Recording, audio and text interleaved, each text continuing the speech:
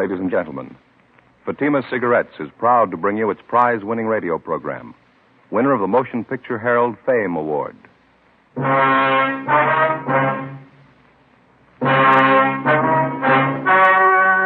story you are about to hear is true. Only the names have been changed to protect the innocent. Fatima Cigarettes, best of all long cigarettes, brings you Dragnet.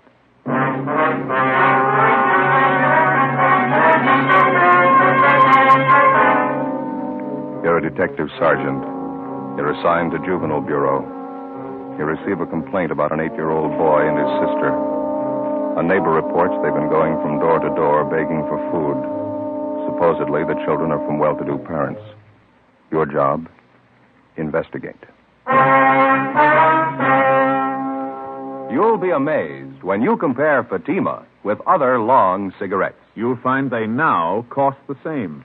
But in Fatima, the difference is quality. You see, Fatima is the quality king-size cigarette because it contains the finest Turkish and domestic tobaccos superbly blended. And Fatima is extra mild, with a much different, much better flavor and aroma than any other long cigarette. So compare Fatima yourself. Fatimas now cost the same as other long cigarettes, but your first puff will tell you... Ah, that's different. Yes, in Fatima, the difference is quality. Ask your dealer for Fatima, the quality king-size cigarette. Best of all long cigarettes. Start enjoying Fatima tomorrow.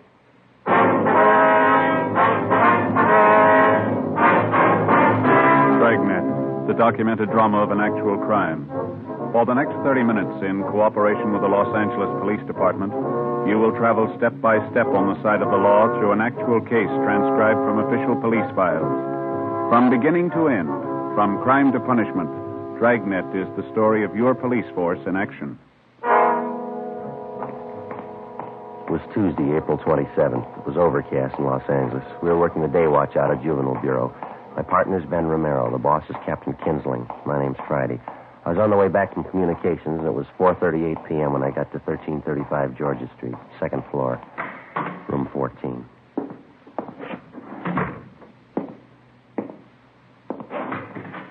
Hi, Joe. Been waiting long? I was just checking the record. No, I just got here. What's this thing all about? Well, just what I told you on the phone. 7-year-old boy and his sister covering the neighborhood begging food. You ready to go? Yeah, let me put this away first. All right. Kid's supposed to be from a wealthy family, huh? Well, wealthy enough to live in the best part of Bel Air, yeah. Doesn't make much sense. Must be some kind of a gag, huh? No, not according to the neighbor who called in. Yeah? She says the kids are half starved. Ben and I got in the car and drove out Sunset Boulevard to the Bel Air district. We pulled up in front of a large 2-story home near the corner of Brookline Avenue and Knightsbridge Drive. It was a white frame colonial mansion set back in the middle of well-landscaped lawns and gardens. The other homes in the neighborhood were just as large, $50,000 and up. It was the last place in the city that you'd expect to find neighborhood children begging food. 5:20 p.m. We went around to the rear entrance of the colonial mansion as we'd been instructed on the phone. We located the woman who'd called in the complaint, a Miss Jeanette Bejan. She was employed as laundress and cook by the owners of the house. She was busy fixing dinner.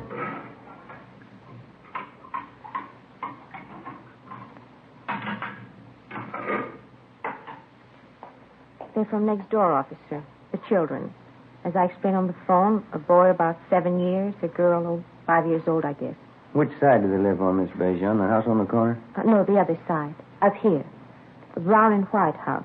Just up the street next door. Mm-hmm. Are the children there now? Do you know that? No, but they were here this afternoon again. Here to the back door asking for something to eat.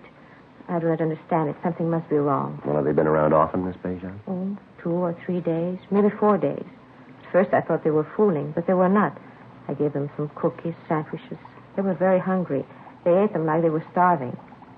The little girl saved her cookies. She took them with her. How about their parents? Are they at home?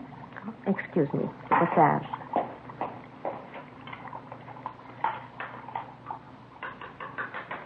There. That's better. No, I haven't seen the mother the last few days. I understand they are divorced. The mother, she lives there with the children. The father, I don't know. Well, what's their name, do you know? Kessler.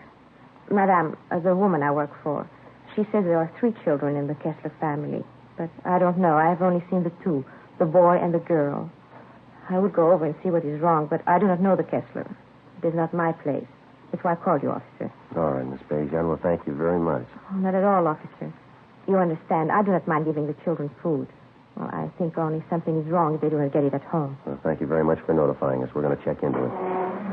I'm just a little curious, Miss Bejan. What's that you're making? This? Napoleon. How's that? Napoleon. You know, Napoleon pastry. Oh, yeah. Sure smells good. Well, thanks again. Oh, certainly, officer. If there is anything I can do, you will let me know? Yes, ma'am, we will. Goodbye. Goodbye. Thank you very much.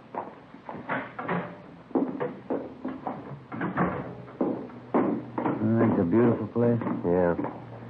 Those Swedish women make pretty good cooks, don't they? I don't know. She sounded French to me. Huh? Maybe so. Most good at cooking, anyhow. Yeah, that brown and white house next door, that must be it, huh? Yeah, that name, Kessler, they fairly prominent around town, society? I don't know. There's quite a few of them. Could be. Any way you look at it, it's hard to figure, isn't it? Kids have been at it for 4 days. If it's on the level, they really must be in a bind. Garage door is open back there. No sign of a car. Kids' bicycles, all. Let's try the front door, huh? Mm-hmm.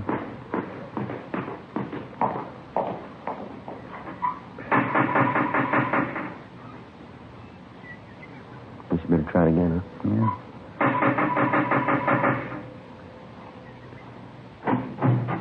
Yes, sir? Hello, son. Your name's Kessler, is that right? Yes, I'm Richard. My mother's not home right now.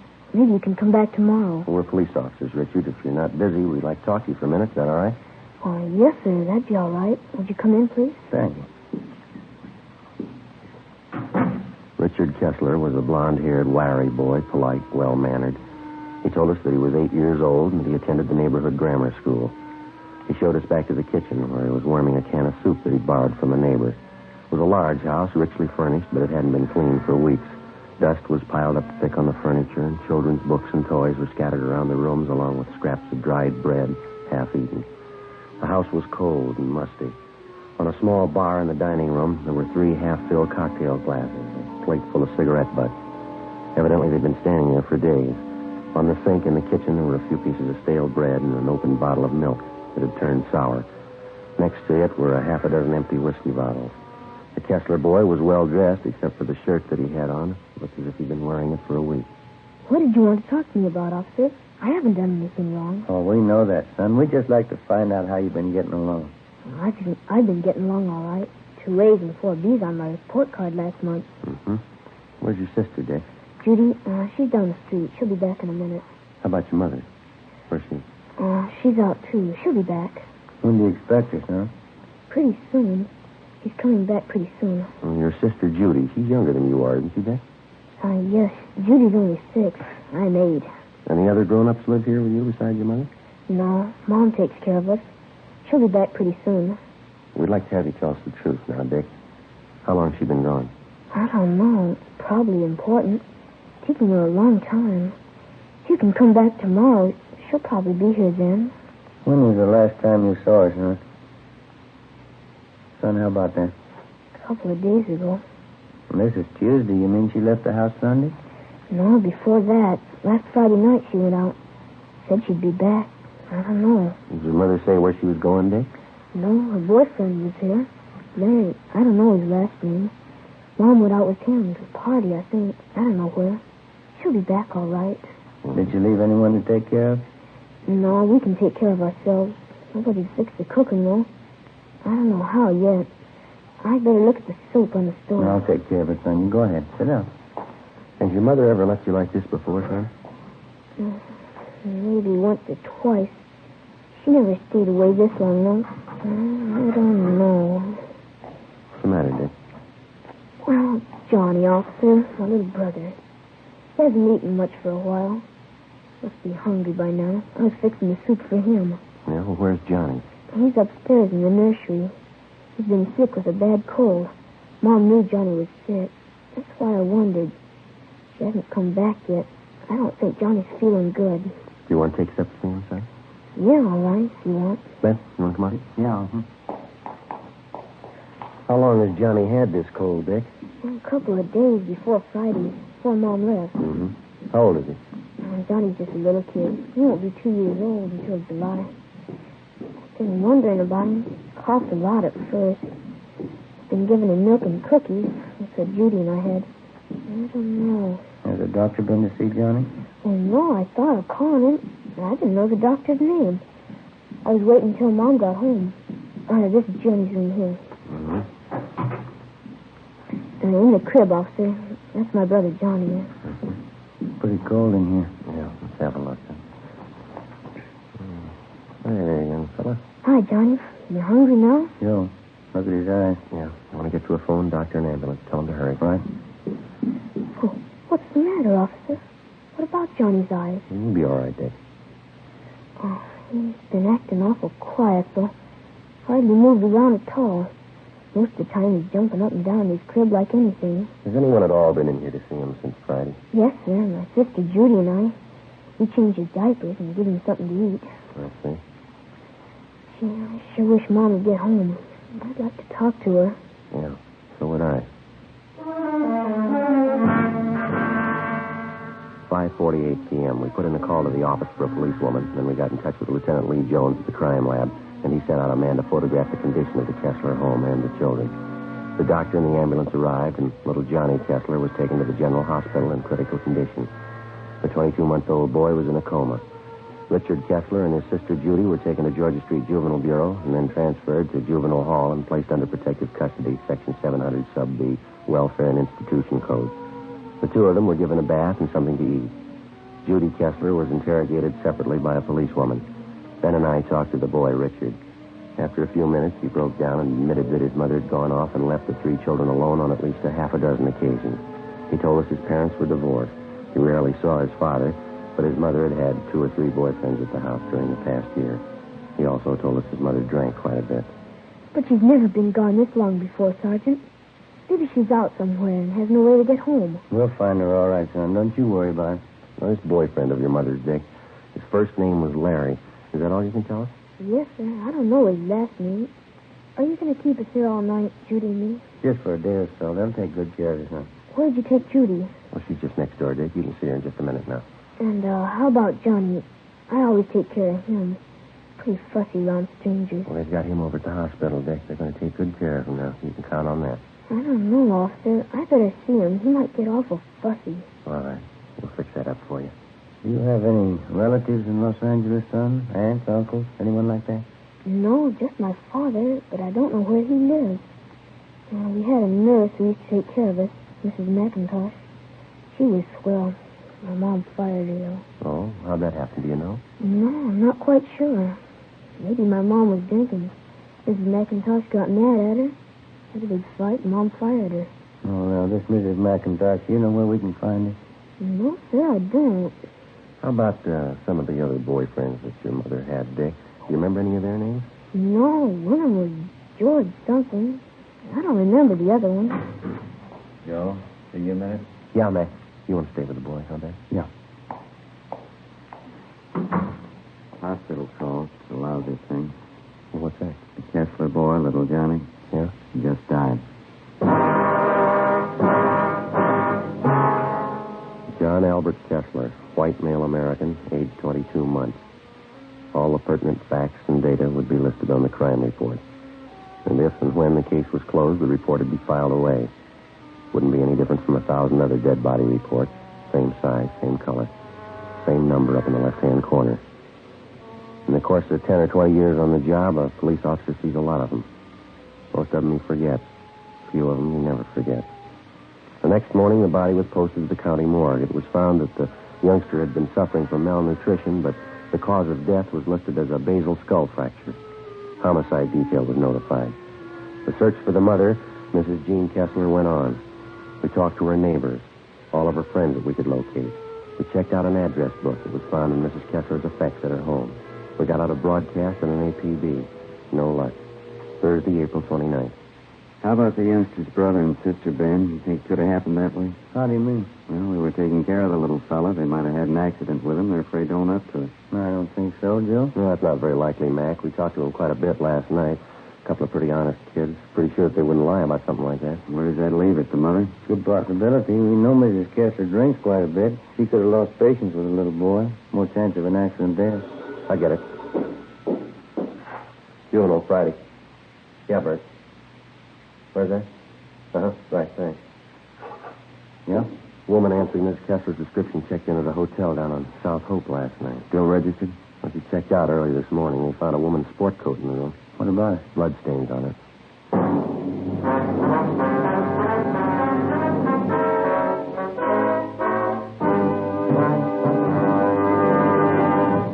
You are listening to Dragnet for the step-by-step solution to tonight's authentic case history. Here, step by step, are the actual reasons why Fatima is the quality king-size cigarette. Why in Fatima, the difference is quality. Quality of tobaccos. The finest domestic and Turkish varieties. Extra mild and superbly blended to give you a much different, much better flavor and aroma. Quality of manufacture. Smooth, round, perfect cigarettes. Rolled in the finest paper money can buy. Manufactured in the newest and most modern of all cigarette factories. Quality even to the appearance of the bright, clean, golden yellow package. Carefully wrapped and sealed to bring you Fatima's rich, fresh, extra mild flavor.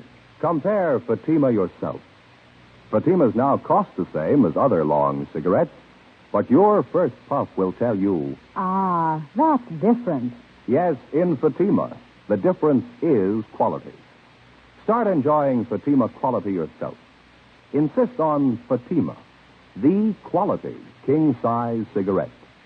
Best of all, long cigarettes.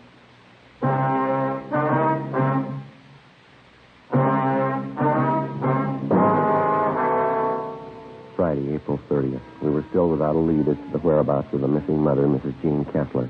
The blood-stained coat, which had been found in the South Hope Street Hotel, was shown to Mrs. Kessler's friends and to her children, Richard and Judy. They identified it as belonging to the missing woman. Routine investigation of the hotel room failed to uncover any further leads. We got out a supplementary APB, and then we started rechecking with the Kessler woman's friends and acquaintances. Nothing. We rechecked a dozen taverns and cocktail lounges that she'd been known to frequent. No sign of her, no sign of her boyfriend. In rechecking her personal effects, we found a canceled check payable to their former nurse, Mrs. McIntyre. The endorsement carried her address. We checked it out. She'd moved. We traced her to the forwarding address. There we were told that she had a new job as a nursemaid with a wealthy family living in the Los Feliz district. We called there and talked to Mrs. McIntyre, and she told us that she was just leaving the house with the 3 children for an outing at the park and the zoo. We made arrangements to meet with her out there, 1:30 p.m. Ben and I located her at the head of the path leading through the main part of the Griffith Park Zoo. I read about it in the paper, Sergeant, about Johnny. I didn't know you wanted to talk to me. I would have called in if I did. We're still trying to locate the mother, Mrs. McIntosh. Can you help us out there at all? No, I don't know. Have you asked at those places she used to go to all the time, where she used to drink? Yes, ma'am, we have. They couldn't help her. Did you know any of Miss Kessler's boyfriends, the ones that had come to the house? Yes, I knew all of them. Donald, don't you wander off now. Same for you, Patsy. You stay close. The boy, Richard, he was telling us about one of the boyfriends, ma'am, a fellow named Larry. Oh, yes. Donald, you heard what I said. You stay close. Yes, I knew Larry. You remember what his last name was, ma'am? Yes, Bartell. Some kind of an actor in the movies, I think. Larry Bartell. You know where he lives? No, I think he had an apartment in Hollywood. I wouldn't know the address. What kind of a man was this Bartell? I mean his temperament and things like that. Well, I think he was kind of lazy. I think Mrs. Kessler was giving him money. Mm-hmm. Did the two of them ever argue or have any fights? All the time. He had a terrible temper. Did you ever strike Miss Kessler? Yes, I saw it happen several times. Not too close to the cage, Donald. Back a little. How did this Bartell act toward the children, Mrs. McIntyre? Indifferent, I guess. They annoyed him sometimes. Well, that was after that you had the argument with Miss Kessler? Yes. It was about her drinking and the boyfriend and all the rest. I just got sick of it, and I told her what I thought. She didn't want to admit she was getting old, not caring for the children, pretending she was still in her 20s. Well, do you have any idea where we might locate the father? Well, they're divorced, you know. He's the head salesman for a lumber concern downtown. He inherited most of his money.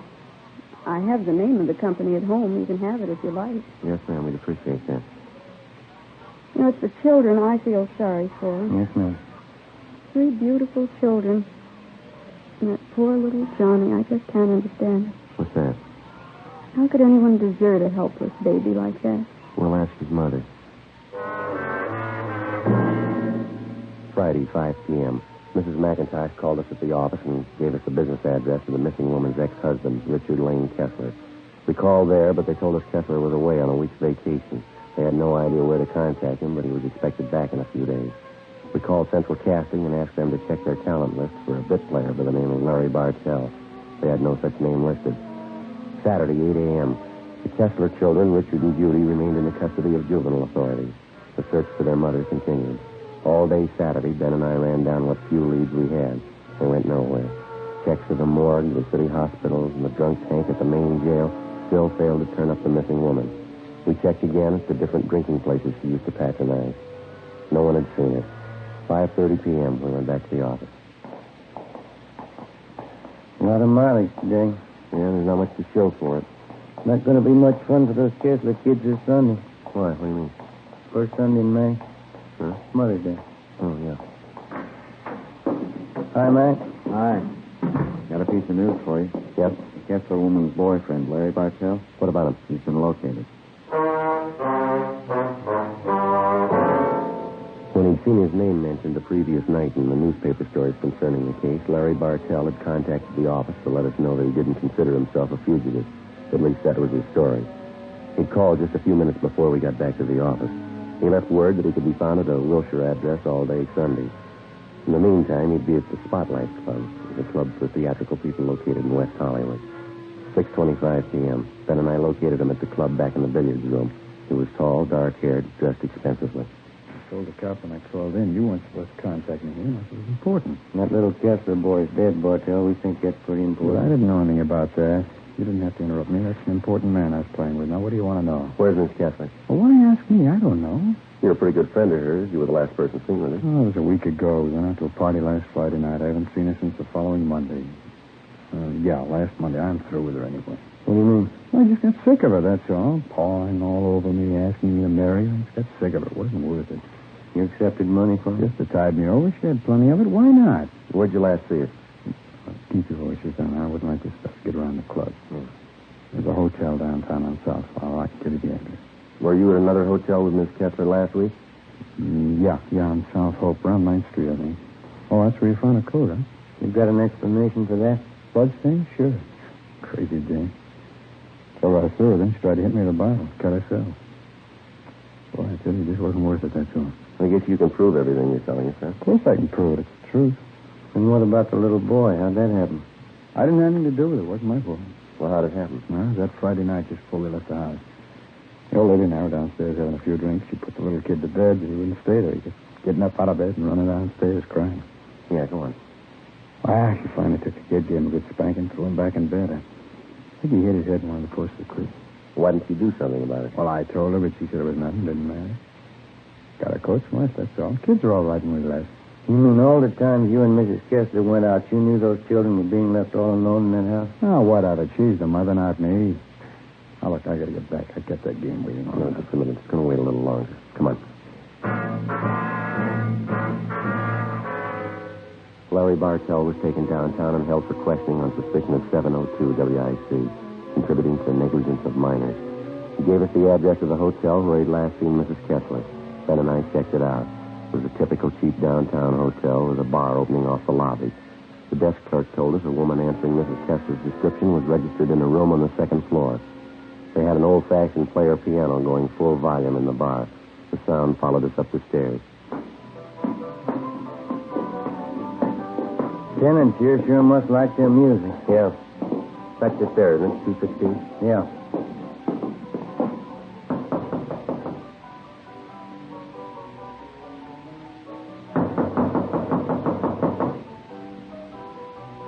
We better try it. Yeah.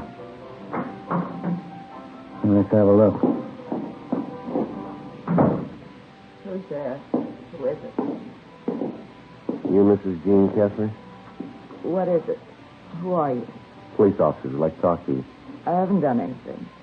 but he won't need. I want to talk to you about your children, Miss Kessler. But I didn't do anything.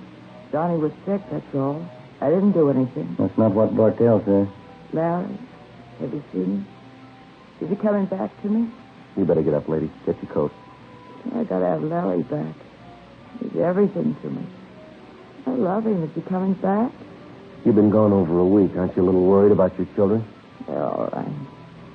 I'm too young to spend my life on children. I need Larry. Where is he? See if you can find a coat, will you, Ben? Yeah, all right.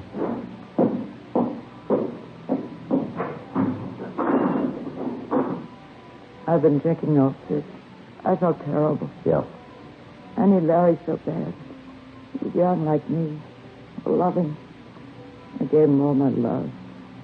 Gave him every bit of it. Yeah, you gave him too much. What? You didn't have any left for your kids. The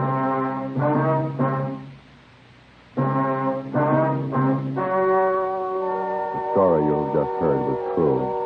Only the names were changed to protect the innocent. On July 2nd, trial was held in Superior Court, Department 87, City and County of Los Angeles, State of California. In a moment, the results of that trial.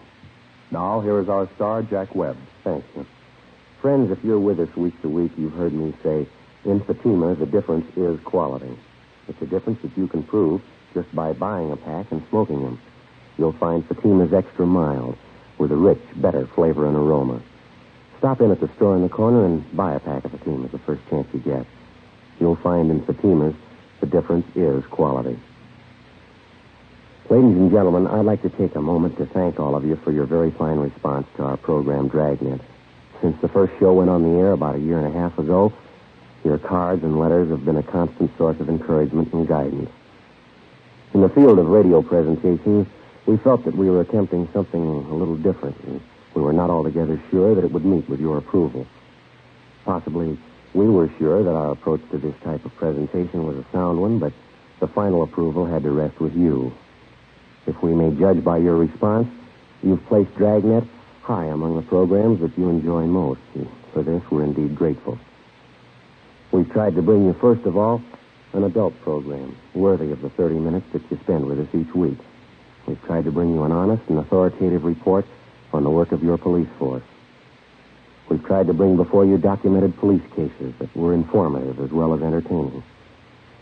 In forthcoming weeks, we sincerely hope that Dragnet remains one of your favorite shows. Your letters have been read by all members of the Dragnet production staff.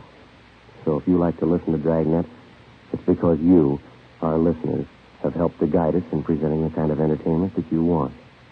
And for this, our thanks.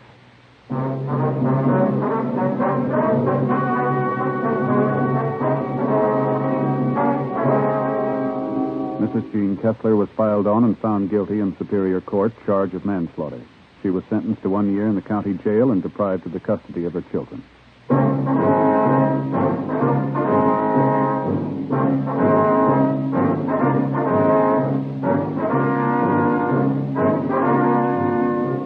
You have just heard Dragnet, a series of authentic cases from official files. Technical advice comes from the Office of Chief of Police W.H. Parker, Los Angeles Police Department.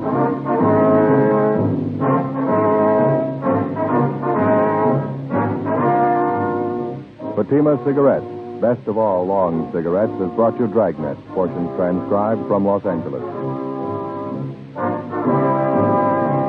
Now stay tuned for Counter Spy. Then it's Screen Directors Playhouse on